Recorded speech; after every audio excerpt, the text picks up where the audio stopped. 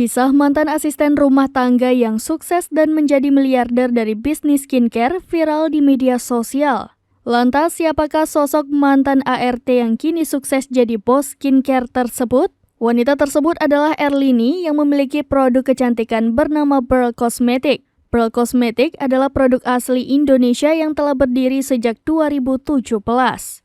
Erlini mengawali bisnisnya benar-benar dari bawah. Saat merintis usahanya, ia selalu menjalani prinsip anti hutang.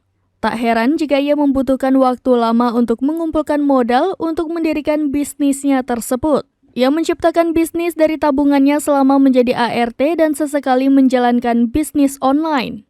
Kini, bisnisnya pun semakin berkembang. Bahkan ia berhasil membeli gedung seluas 1.600 meter persegi.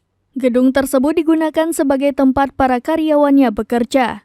Ia dan suami bahkan berhasil membeli 2 kafling rumah mewah yang dijadikan sebagai hunian keluarga.